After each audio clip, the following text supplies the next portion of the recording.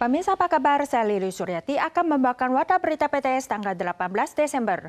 Pada awal berita hari ini, kami mengimbau warga waspada saat makan camilan. Sebuah perusahaan makanan di Kaohsiung diduga menggunakan bahan mentah kadaluarsa untuk memproduksi jus plum dan manisan, bahkan mengubah masa berlaku produk. Sementara itu, di kota Tainan terjadi kasus di mana warga menemukan sebuah mur berwarna keemasan di dalam sachima yang dibelinya. Jajanan tradisional sachima umumnya berisi kismis dan kacang-kacangan. Namun di dalam buku sachima yang belum dibuka ini malah ada bahan tambahan berwarna keemasan yang ternyata adalah sebuah mur. Produsen sachima berada di kota Taipao, Kabupaten Chiayi, dan Biro Kesehatan setempat telah melakukan pemeriksaan.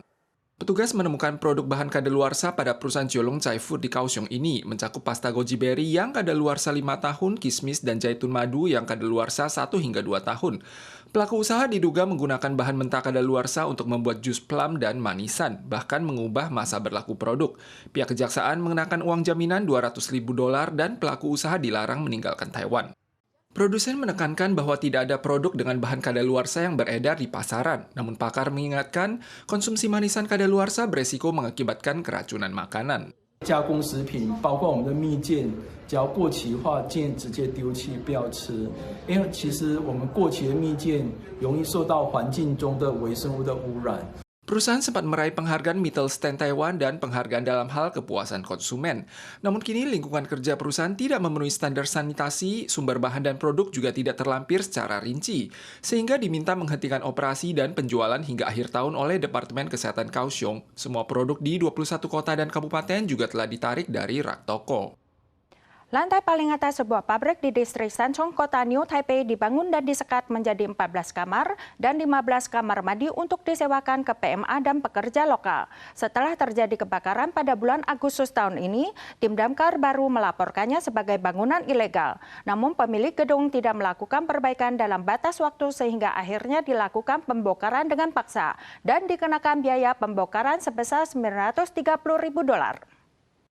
Sebuah pabrik di distrik Sanchong, kota New Taipei dilaporkan awalnya hanya memiliki 3 lantai, namun pemiliknya malah membangun hingga 5 lantai dan menempatkan 14 kamar dan 15 kamar mandi di dalamnya. Warga sekitar menyampaikan, jika terjadi sesuatu konsekuensinya tidak terbayangkan.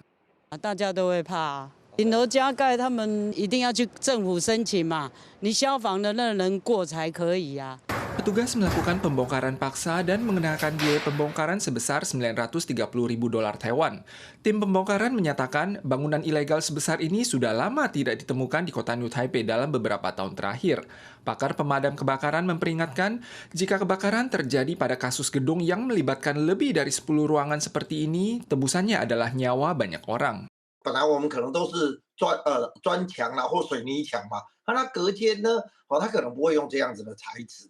所以相对的，它就有可能在火灾的时候，它的蔓延速度啦，然后可能产生的烟热啦，对人命会产生比较大的影响。 Selain mengimbau pemilik bangunan untuk tidak menambah lantai dan ruangan dalam jumlah besar di atas atap gedung secara ilegal, pakar juga menyarankan agar penyewa kamar yang dibangun di lantai teratas bukan cuma mempelajari jalur evakuasi, namun juga memasang alarm kebakaran guna menambah waktu penyelamatan diri saat terjadi kebakaran. Badan Cuaca Pusat terus mengeluarkan peringatan suhu rendah. Terpengaruh masa udara dingin kontinental, suhu di seluruh wilayah relatif rendah. Suhu terendah pagi ini 11,6 derajat tercatat di wilayah utara di distrik Seting di kota New Taipei. Cuaca di berbagai tempat semakin dingin pada malam hari dan berpeluang turun hingga 10 derajat mulai malam ini hingga esok pagi. Terpengaruh masa udara dingin kontinental, diprediksi suhu dingin akan semakin terasa di malam hari dan terdingin pada hari Kamis dini hari.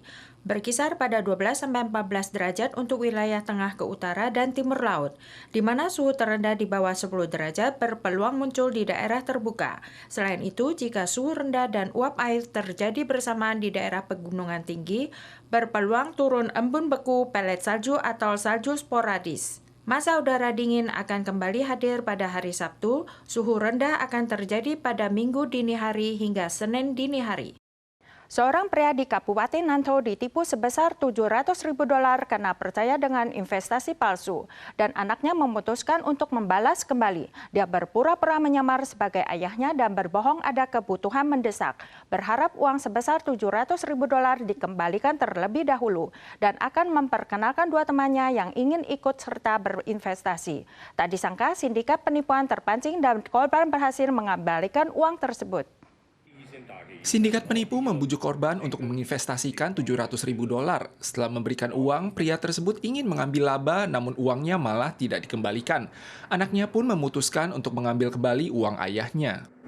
假装是我父亲，那跟他们周旋说啊，我就是有一个朋友很困苦，然后也要进行投资，那希望贵公司能够帮忙。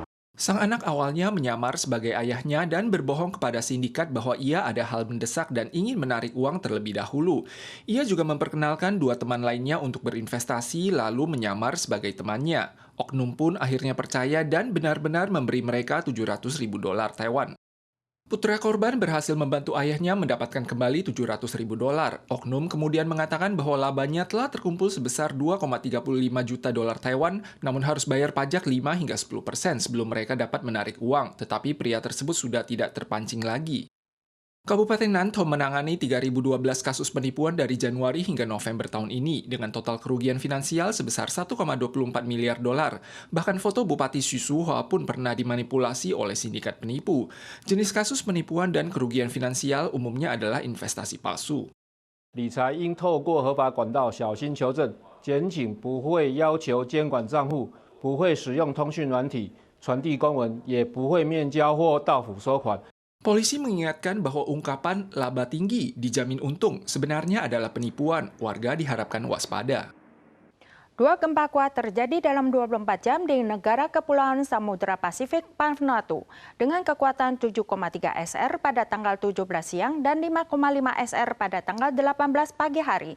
Saat ini diketahui setidaknya 14 orang tewas dan lebih dari 200 warga luka-luka. Pihak otoritas telah mengumumkan keadaan darurat.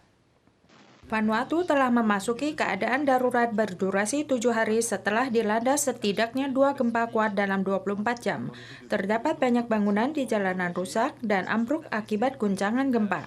Dan yang terdampak paling parah adalah bangunan lokasi kantor kedutaan Amerika Serikat, Inggris, dan Prancis, di mana lantai 1 kedutaan Amerika Serikat telah ambruk total. Saat ini diketahui setidaknya 14 orang tewas, namun jumlah korban belum dapat diperkirakan karena terputusnya komunikasi. Para pemirsa sekalian, sekian wadah berita dari PTS. Kita soal lagi di lain kesempatan. Sampai jumpa.